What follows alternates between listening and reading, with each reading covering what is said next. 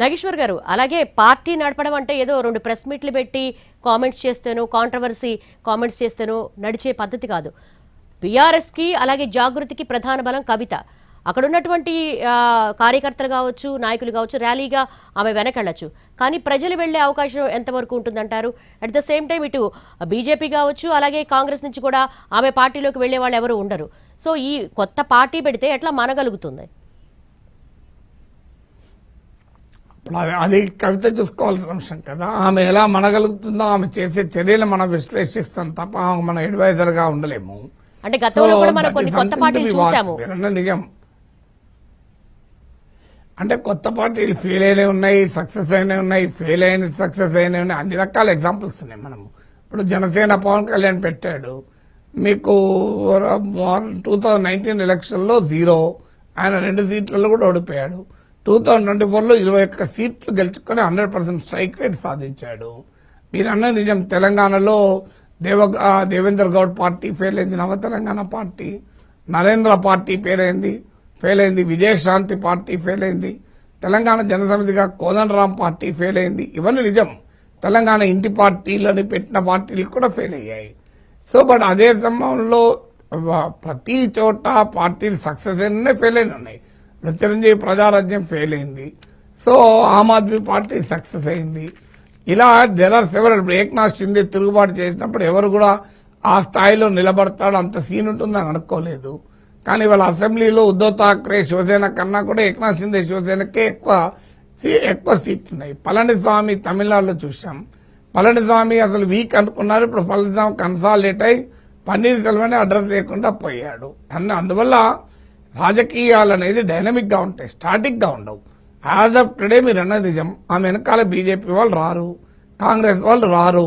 ఏమైనా వస్తే బీఆర్ఎస్ వల్లే రావాలి. బీఆర్ఎస్ లోనైతే పెద్ద చంక్ వచ్చే వాతావరణం అయితే లేదు. పార్టీ శ్రేణులు కానీ నాయకులు కానీ పెద్ద సంఖ్యలో కవిత వెంబడి వెళ్లేటువంటి అవకాశం అయితే లేదు. ఇమీడియట్ గా ఎవరు చేరతారంటే ప్రతి పార్టీ, ఎవరు కొత్తగా పార్టీ పెట్టినా ఎవరో ఒకరైతే చేరతారు. ఎందుకంటే ప్రతి కాన్స్టిట్యూన్సీ లో 10 మంది మినిమం ఆస్పిరెంట్స్ ఉంటారు ఎమ్మెల్యేగా. సో నేను పార్టీ పెట్టినా కూడా చేరుతారు గ్యారంటీగా. అందులో కవిత పార్టీ పెడితే చేరరా. అయితే వాళ్ళు ఏ ప్రభావం చూపుతారన్న సమస్య తప్ప చేరడానికి ఏమన్నది 100 సీట్లకు ఎమ్మెల్యే క్యాండిడేట్ దొరకడం పెద్ద కష్టం కాదు కదా.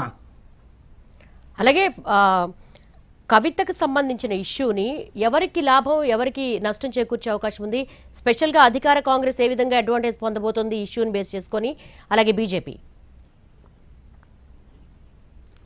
అంటే ఇప్పుడు ఒక్కటి మాత్రం నిజం, ఏమైనా నష్టం జరిగితే బీఆర్ఎస్కి అయితే నష్టం జరుగుతుంది, లాభం అయితే బీఆర్ఎస్కి అయ్యే అవకాశమే లేదు.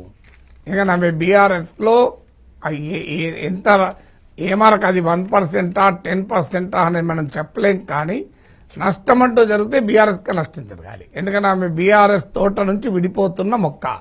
సో అందువల్ల ఖచ్చితంగా జరిగితే బీఆర్ఎస్కి నష్టం. ఇక కాంగ్రెస్కి ఏంటి లాభం అనుకున్నప్పుడు అపోజిషన్ స్పేస్ మరింత క్రౌడెడ్ అవుతుంది. ఇప్పటి వరకు యాంటీ కాంగ్రెస్ శిబిరంలో మీకు బీజేపీ ఉంది, బీఆర్ఎస్ ఉంది. దానివల్ల కాంగ్రెస్ అడ్వాంటేజ్ పొందింది. మీకు ఉదాహరణకు 2023 అసెంబ్లీ ఎలక్షన్ తీసుకోండి. బీఆర్ఎస్ కు 37% ఓటింగ్, బీజేపీకి 14% ఓటింగ్, రెండు కలిపితే 51% అయింది. మీరు 2024 లోక్సభ ఎలక్షన్ తీసుకోండి.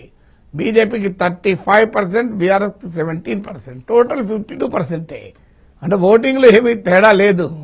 కానీ కాంగ్రెస్ గెలవగలిగింది, అప్పుడు అధికారం వచ్చింది. ఇప్పుడు కూడా 8 లోక్సభ సీట్లు గెలుచుకుంది. అంటే అర్థం ఏంటి? ఇదే 52% ఏకమైంది అనుకోండి, ఫ్యూజ్ అయింది అనుకోండి, కాంగ్రెస్ పార్టీకి ఉన్న 40% సరిపోదు కదా, 10%, 12% గ్యాప్ వచ్చేస్తుంది. సో అధికారమే మారుతుంది. అంటే ఓటు స్ప్లిట్ అయితే ఏ రకంగా రాజకీయ పార్టీలకు అడ్వాంటేజ్ ఉంటుంది అనేది అయితే ఇలా అరిథమెటిక్ గా ఉండదు. Politics are like chemistry. So but ఏదైనా అపోజిషన్ స్పేస్ డివైడ్ అవుతున్న కొద్దీ రూలింగ్ పార్టీకి అనివార్యంగా బెనిఫిట్ అవుతుంది. 2019లో మీరు గమనించండి, జనసేన, టీడీపీ, బీజేపీ ఇలా విడివిడిగా పోటీ చేశాయి. జనసేన బీఎస్పీ వామపక్షాలతో కలిసి పోటీ చేసింది. టీడీపీ, బీజేపీ విడగొట్టుకున్నది. ఏం జరిగింది? 2019లో వైసీపీ వ్యతిరేక ఓటు చీలింది. టీడీపీ మీకు వైసీపీకి వ్యతిరేకంగా అనేక పార్టీలు అయ్యాయి. టీడీపీ వ్యతిరేక ఓటు చీలలేదు. టీడీపీ వ్యతిరేక ఓటు వైసీపీ వెనకాల కన్సాలిడేట్ అయింది. సో దాంతో జగన్ లాభపడ్డ 2024కి వచ్చే వరకు వైసీపీ వ్యతిరేక ఓటు చీలకూడదు అని పవన్ కళ్యాణ్ ఒక పెద్ద పథకం రచించి అమలు చేశాడు. దానివల్ల లాభం సంపాదించాడు. అందువల్ల అపోజిషన్ స్పేస్ డివైడ్ అయితే ఎప్పుడైనా అధికార పార్టీ లాభం. అలాగే బీజేపీకి ఏం లాభం అంటే ఇవాళ కాంగ్రెస్ పార్టీ అధికారంలో ఉంది. ఈ పార్టీ పట్ల ప్రజా వ్యతిరేకత పెరిగితే ఎవరు ప్రధాన ప్రత్యర్థి, ఎవరు ఓడించగలుగుతారన్న దానిపైన ప్రజల తీర్పు ఉంటుంది. మీరు దుబ్బాక, హుజురాబాద్ ఉప ఎన్నికలు, జీహెచ్ఎంసీ ఎన్నికల సమయంలో కేసీఆర్ పట్ల ఉన్న వ్యతిరేకత బీజేపీకి లాభపడ్డది. ఎందుకంటే బీజేపీ ఓడించగలుగుతారని నమ్మారు ప్రజలు.